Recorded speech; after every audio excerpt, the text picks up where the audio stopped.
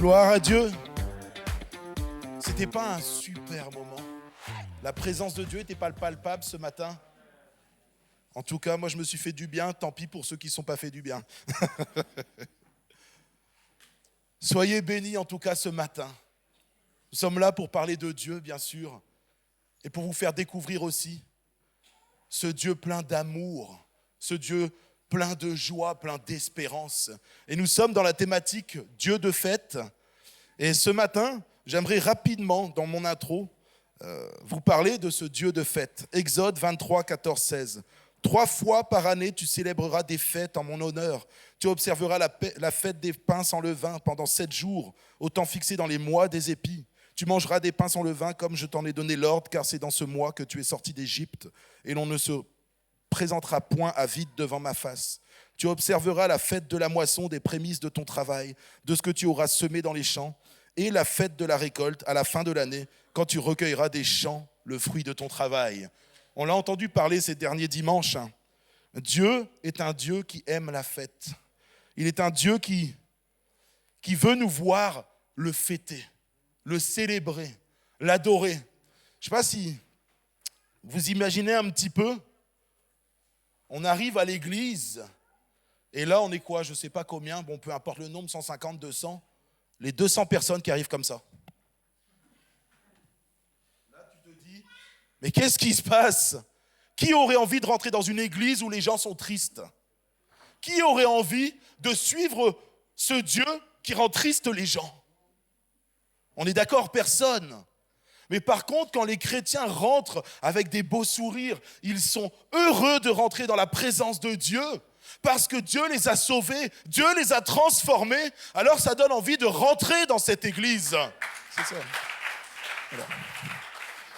Alors je vais prendre mon texte principal ce matin qui se trouve dans Matthieu au chapitre 22.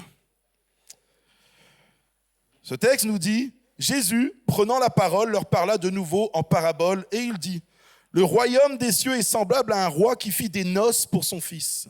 Il envoya des serviteurs appeler ceux qui étaient invités aux noces, mais ils ne voulurent pas venir. Il envoya encore d'autres serviteurs en disant, dites aux conviés, voici, j'ai préparé mon festin, mes bœufs et mes bêtes grasses sont tués, tout est prêt. Venez aux noces. Mais sans s'inquiéter de l'invitation, ils s'en allèrent. Celui-ci à son champ, celui-là à son trafic, et les autres se saisirent des serviteurs, les outragèrent et les tuèrent. Le roi fut irrité, il envoya ses troupes, fit périr ses meurtriers et brûla leur ville. Alors il dit à ses serviteurs, les noces sont prêtes, mais les conviés n'étaient pas dignes. Allez donc dans les carrefours et appelez aux noces tous ceux que vous trouverez. Ses serviteurs allèrent dans les chemins, rassemblèrent tous ceux qu'ils trouvèrent, méchants et bons, et la salle des noces fut pleine de convives. Le roi entra pour voir ce qui était à table, et il aperçut là un homme qui n'avait pas revêtu un habit de noces. Il lui dit, mon ami, comment es-tu entré ici sans avoir un habit de noces? Cet homme eut la bouche fermée. Alors le roi dit aux serviteurs, liez-lui les pieds et les mains et jetez-le dans les ténèbres du dehors. Il y aura des pleurs et des grincements de dents, car il y a beaucoup d'appelés, mais peu d'élus. Amen. Alors je suis désolé. Sébastien a cassé la corde de sa guitare. Moi, j'ai cassé ma voix hier soir. J'étais dans une réunion de jeunesse.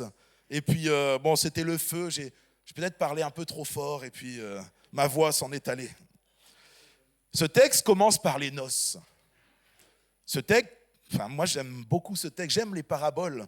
Mais j'aime bien ce texte. Ça commence par les noces. Les noces, ce n'est pas juste un truc un peu austère, un peu triste, où on se réunit pour aller fêter un petit mariage. Et puis, la Bible nous parle des noces comme quelque chose de grand. Comme une fête où on mange, où on est heureux, un bon repas. Et comme je le dis à chaque fois que je prêche, vous savez que j'aime manger. N'hésitez pas à m'inviter pour partager. Voilà. Mais ce texte nous parle d'un grand repas, un repas merveilleux, où il y aura un bonheur immense. Et tous ceux qui seront conviés à ce repas se réjouiront, feront la fête. Ça va être quelque chose de merveilleux. Et ce texte commence par une fête en l'honneur de l'agneau, une fête en l'honneur de Jésus-Christ qui revient chercher son Église. Et ce matin, j'ai envie de vous dire que l'Église de Jésus-Christ doit déjà être en fête dans son cœur. Pourquoi ? Parce que nous sommes déjà sauvés, nous savons que le Roi des Rois va venir nous chercher. Et nous devons être en fête ce matin. Vous savez, à plusieurs moments dans la Bible, on nous parle de fête. C'est vrai que souvent, on a peur du mot fête. On dit attention, la fête c'est diabolique, la fête c'est ceci, pas dans l'église. Mais ce n'est pas ce que la Bible nous dit. La Bible nous dit que quand un pécheur se repent, le ciel est en fête. Quand une âme passe de la mort à la vie, des ténèbres à la lumière, le ciel est en fête, l'église doit aussi être en fête. Quand le fils prodigue était dans le péché, il était mort à sa vie. La Bible nous dit que quand il est revenu, le Père a tué le veau gras et il a fait une immense fête. Ce matin, j'ai envie de vous dire que notre cœur doit être en fête. Nous devons être des gens joyeux. Bien sûr, il y a des temps où on doit pleurer. Quand on a perdu un être cher, bien sûr qu'on pleure. Quand il y a des combats et des épreuves, je ne vous dis pas d'arriver, de sauter, de dire « je suis dans la joie » alors que vous êtes en train de souffrir, que la maladie peut-être vous attaque. Mais l'état du cœur, le fond de notre cœur est dans la joie parce que notre espérance est en Jésus-Christ. Voilà, c'est important. Dieu n'est pas austère, il n'est pas froid. C'est un Dieu plein d'amour, un Dieu qui nous aime, un Dieu merveilleux, qui veille sur chacun d'entre nous. On l'a entendu, il est notre Père. Et peut-être que dans ta vie, c'est vrai, comme le disait Sébastien, tu n'as pas eu un père exemplaire. Moi, ça a été le cas. J'ai un père qui est parti. Il nous a abandonnés. Donc, je ne savais pas ce que c'était l'image d'un père réellement. Mais quand j'ai rencontré Dieu dans ma vie, dans mon cœur, toutes ces souffrances de mon passé ont disparu. C'était fini. Et moi qui étais quelqu'un de triste et de dépressif, même si en apparence, mes amis me voyaient dans des soirées et ils pensaient que j'étais quelqu'un de super joyeux, quand je rentrais de cette soirée, je pleurais. J'étais démoli. J'avais brisé tout ce qui m'entourait. Et j'étais en dépression. À 27 ans, Jésus rentre dans ma vie et tout s'illumine. À 27 ans, j'ai rencontré cette véritable paix, cette véritable joie que seul Jésus-Christ peut donner. Et ce matin, j'ai envie de te dire, Jésus t'aime, ne passe pas à côté de cet immense amour. Alors oui, la Bible nous dit, heureux est le peuple dont l'Éternel est le Dieu. Alors ce matin, j'aimerais avoir une église qui se réjouit, une église qui est dans la joie et qui est heureuse d'être ici parce que Dieu est au milieu de nous.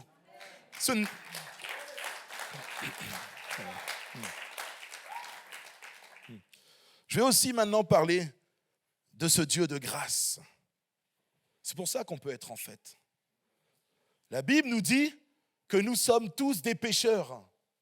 Peut-être qu'il y a quelqu'un dans la salle qui pense être au-dessus du lot, qui pense de moi, je suis assez cool quand même. Tu vois. J'ai pas fait trop de mal aux gens, j'ai pas trop de... La Bible te dit que tu es pécheur toi aussi. La Bible nous dit que tous ont péché, tous sont privés de la gloire de Dieu. Nous sommes tous normalement condamnés à une mort éternelle. Mais la Bible nous dit également, et je pense que c'est mon verset préféré, je le cite assez souvent, car Dieu a tant aimé le monde qu'il a donné son Fils unique, afin que quiconque croit en lui ne périsse point, mais qu'il ait la vie éternelle. Ce matin, j'ai envie de te dire que oui, tu es un pécheur, oui, tu mérites la mort éternelle, mais il y a une solution pour ta vie. Il y a une échappatoire à cette mort et son nom s'appelle Jésus. La solution, c'est Jésus. Et ce matin, peut-être que tu es triste, peut-être que tu as été déchiré par la vie. Et d'ailleurs, je crois que tu as été déchiré par la vie. Je ne connais pas une seule personne sur cette terre qui peut me dire, arrivé à 25, 30 ans, à 40 ans, non, moi, ma vie, ça a été un long fleuve tranquille. Il ne s'est jamais rien passé. Je ne parle pas de ceux qui sont devenus chrétiens assez rapidement. Je parle des gens dans le monde. J'ai connu des gens qui n'ont pas fait autant de bêtises que moi dans mon passé. J'ai connu des gens qui étaient normaux, parce que moi, je n'étais pas normal. Je ne vais pas vous l'expliquer ce matin. Mais j'ai connu des gens qui étaient normaux selon les principes de ce monde. Et pourtant, ils avaient été blessés, soit dans une relation avec une petite copine ou un petit copain. Ils ont été blessés au niveau de la famille. Ils ont vécu des injustices. Parfois, ils ont été humiliés. Tout le monde a vécu quelque chose dans sa vie. Jésus, ce matin, a envie de te dire, je suis là pour guérir ton cœur. Jésus te demande ce matin d'ouvrir ton cœur et de le laisser venir recicatriser tout ce qui a été déchiré par le péché. Ce matin, j'ai envie de te dire que nous avons un Dieu de grâce, un Père plein d'amour, parce qu'il aurait pu se dire, moi, mon fils à moi, il est saint. Moi, Jésus, il est parfait. Alors pourquoi j'irais le donner pour des gens qui sont mauvais, des gens qui sont pécheurs, ou des gens qui ne sont pas forcément si mauvais que ça, mais qui m'ont rejeté et qui ont laissé le péché guider leur vie. Mais Dieu est un Père plein d'amour. Dieu t'aime. Et j'aimerais que tu puisses au moins retenir ça ce matin de ce message. Dieu t'aime. Dieu veut te bénir. Dieu veut te faire du bien. La seule chose que tu dois faire, c'est ouvrir ton cœur et lui dire, je te demande pardon pour cette vie de péché. Jésus, viens, entre dans ma vie et viens consoler. Viens guérir. Viens à mon secours. Dieu sait ce par quoi tu passes. Mais Dieu te dit ce matin, je t'aime mon enfant et je veux te bénir. Dieu a tant aimé le monde. C'est vraiment, pour moi, le verset le plus beau de la Bible.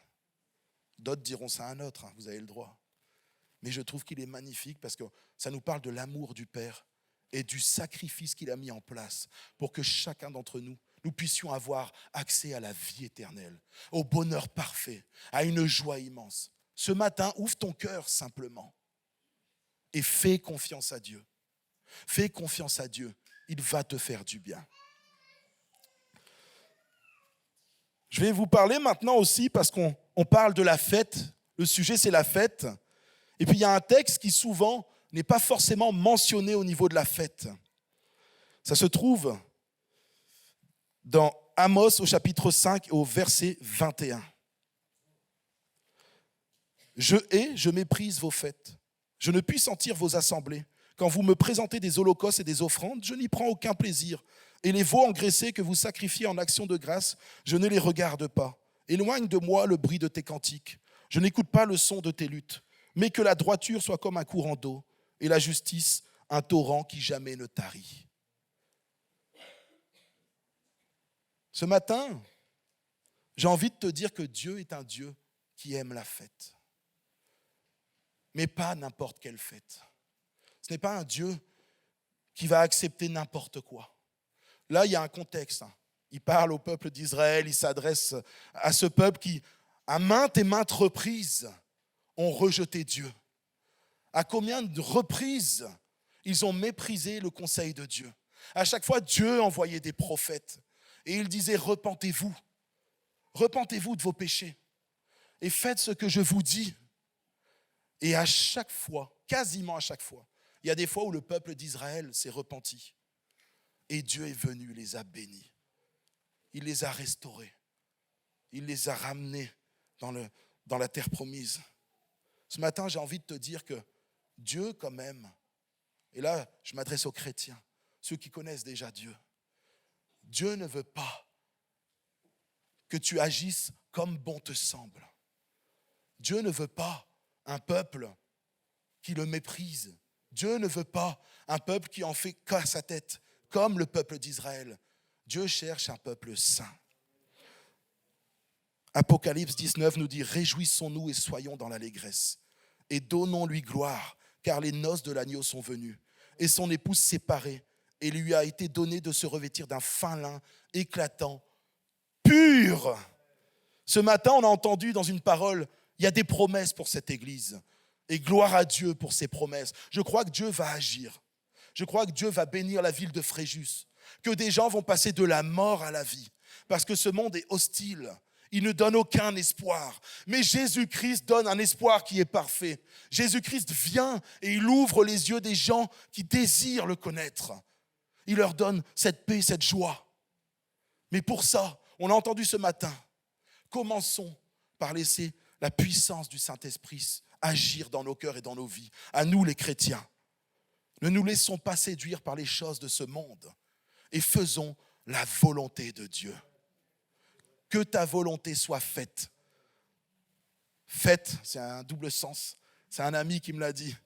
Faisons la fête, oui, que ta volonté soit faite. Mais la volonté de Dieu, dans la volonté de Dieu, faisons la fête. C'est bon, hein, ça ne vient pas de moi, ça vient de Sébastien Geffroy à côté ici. Voilà. Dieu aime les célébrations. Dieu aime qu'on le glorifie. Dieu aime la musique. Dieu aime quand on claque des mains. Dieu aime toutes ces choses-là. Il n'est pas contre ça, bien au contraire. Mais il veut qu'on le fasse avec un cœur pur, avec des mains pures. Vous savez, hier soir, on était à une réunion de jeunesse. Et puis, c'était vraiment, bon, moi j'ai trouvé que c'était vraiment sympa, parce que c'est moi qui ai prêché. Mais, mais peut-être que les autres ne diront pas ça.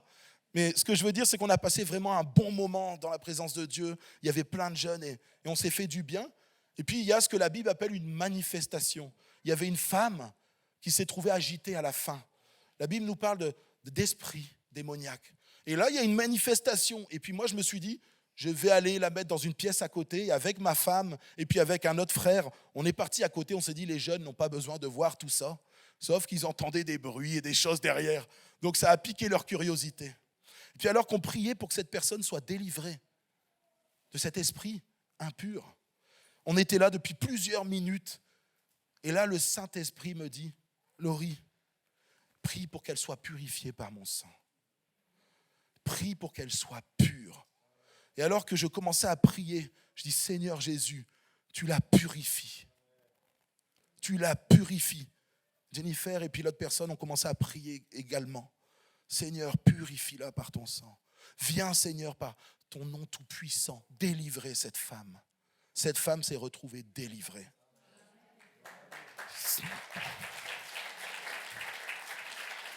J'ai envie de vous dire ce matin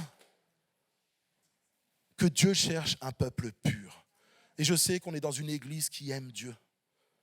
Et heureusement, si on était dans une église qui n'aimait pas Dieu, ça serait un peu compliqué quand même. Parce qu'on est censé aimer Dieu en tant que chrétien. Avançons, cherchons la face de Dieu, purifions nos cœurs, nos vies. On l'a entendu tout à l'heure. Et ensuite, on verra la bénédiction de Dieu se déverser comme un fleuve puissant et emportant toutes les choses mauvaises de cette ville, afin qu'il ne reste que cette lumière qui brille dans la nuit, afin que Jésus soit glorifié dans cette belle ville de Fréjus. Je crois, mes frères et mes sœurs, que oui, il va se passer quelque chose de puissant sur Fréjus. Je crois qu'il commence déjà dans cette église à se passer des choses qui sont puissantes. On a vu des âmes passer de la mort à la vie. Et il n'y a rien de plus beau et rien de plus grand. Mais je pense qu'on peut aller encore plus loin.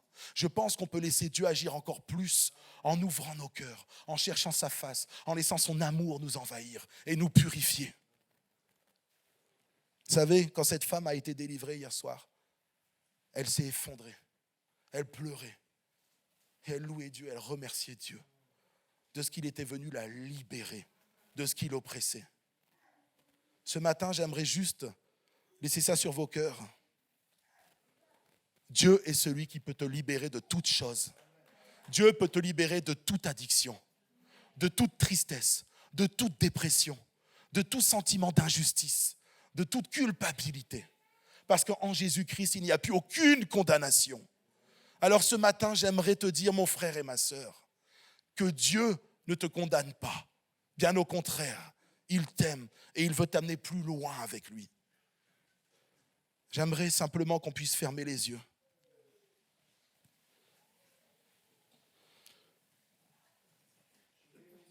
Et que ce matin, tout simplement, tu puisses faire le point dans ton cœur et dans ta vie. Dieu veut qu'on fasse la fête. Mais il veut qu'on le fasse dignement.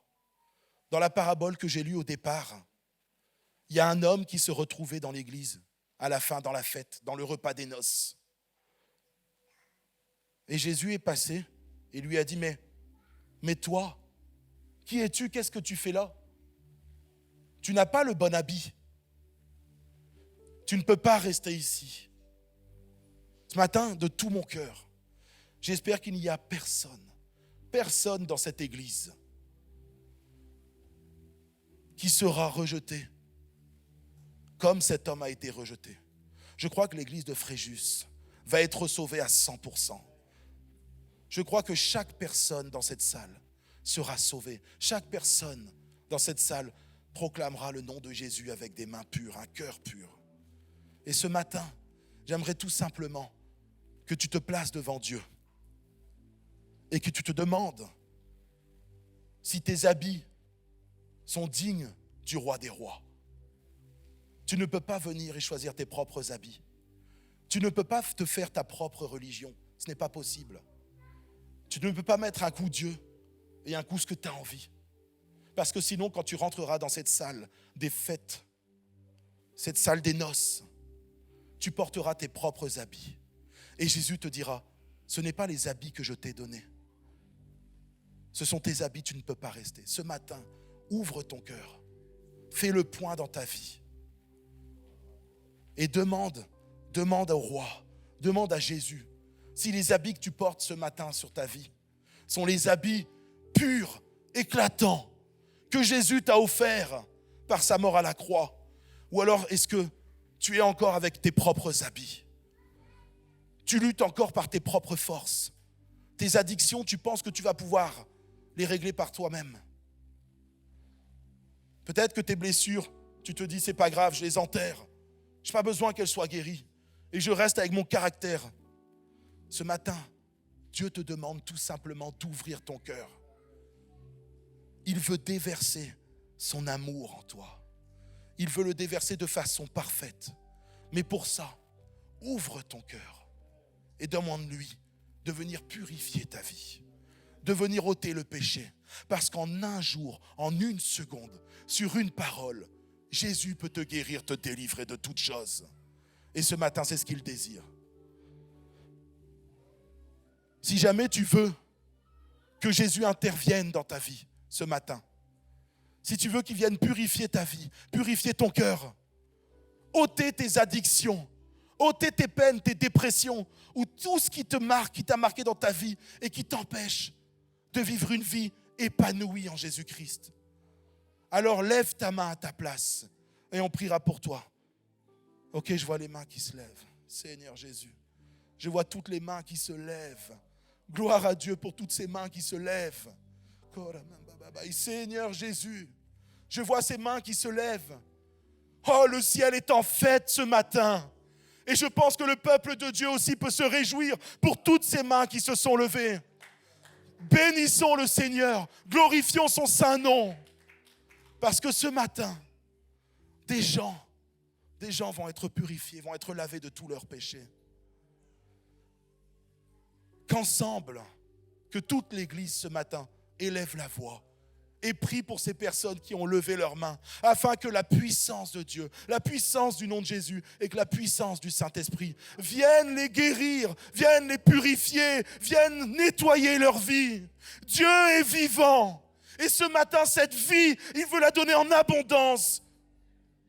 Alors prions, élevons la voix ce matin pour que chaque personne puisse avoir cette vie. Peuple de Dieu, ouvre ta bouche et glorifie le nom de Jésus. Oui, Seigneur Jésus, ce matin, nous te prions, nous te glorifions et nous te remercions parce que tu as donné ta vie pour nous. Ce matin, je te prie et je te rends gloire, Seigneur Jésus, de venir guérir les gens qui ont été blessés.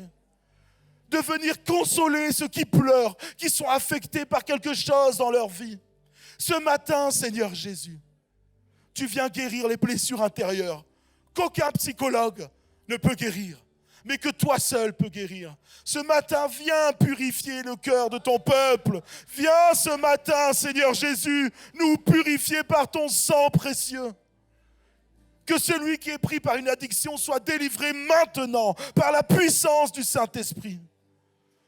Que Seigneur mon Dieu, quand les personnes sortiront de cette église ce matin, elles ne sortent pas comme elles sont rentrées, mais elles en sortent grandies, purifiées, bénies, remplies de ton amour, renouvelées, parce que tu es ce Dieu d'amour qui vient accomplir quelque chose de parfait en nous. Et pour ça, Jésus, nous te remercions.